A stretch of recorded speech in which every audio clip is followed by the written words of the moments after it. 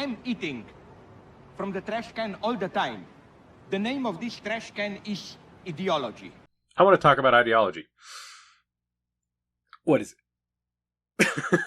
I was in a philosophy class where the lecturer told an anecdote about their undergraduate experience, and were surprised when, in a class, ideology was defined as a system of ideas for the basis of a society to which people subscribe. Now, that last bit is very important to our purposes here, because that's sort of the opposite of what Zizek claims, isn't it? By the way, Zizek is far from the only thinker who makes the claim that ideology can be effectively invisible. It's well known that what's called hegemonic ideology has a tendency to become effectively unseen by the society that references it as normal, which forms the basis of their expectations for common sense. For me, I realized that I had two very wildly different concepts of ideology, which seemed to be mutually exclusive. In that moment, I had an epiphany. The way in which both of these concepts are effectively not only true, but the same thing, and came to understand ideology in a much more holistic way. The thesis and the antithesis became synthesis in my head. So the first notion of ideology, the invisible ideology, the waters in which we swim, the things we take for granted as being normal, well, these things obviously you can't subscribe to because they exist whether you are conscious of them or not, and are part of the fundamental basis for what you expect in your common sense view of the world, what in sociology is referred to as habitus. At the same time, there is a concept of ideology that I was also familiar with before I even went to college, through strategy games. Sid Meier's Paradox, Grand Strategy, that sort of thing, where the idea of what an ideology is has to do with the way that a national political movement functions.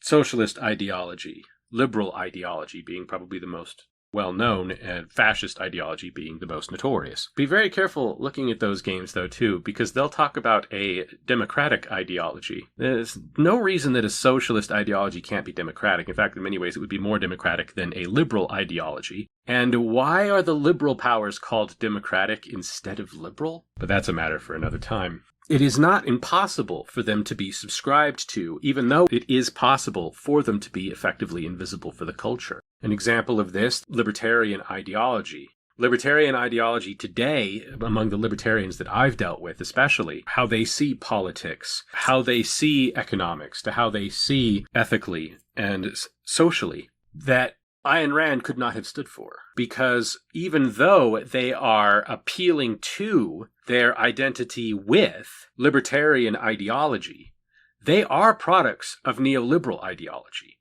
and they probably don't even know what the word neoliberal means. It is possible, and in fact, probably quite likely that most people are identifying with multiple forms of ideology at once, possibly without knowing it. Ideology is often used in a derogatory way. We declare that what the other side is doing is ideology.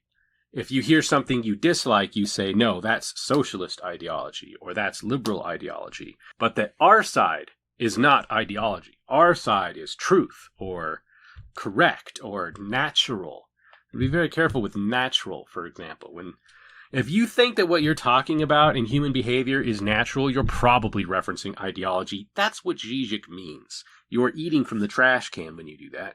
What Immanuel Kant called an enlightened society requires ideology in order to function.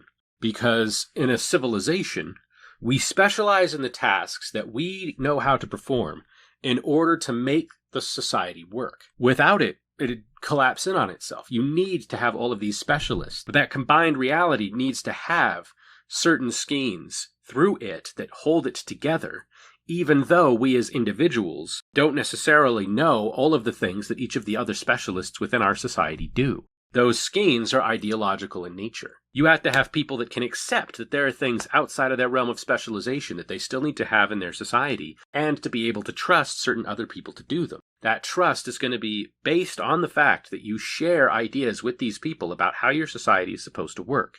That means that in order to have a civilization, you need ideology. You need for there to be things that you can take for granted at base level are true. Which means that you have to eat from the trash can. But better to be the raccoon that knows it's doing it than the delusional man who refuses to accept that he's diving in the trash because he thinks he's better than that.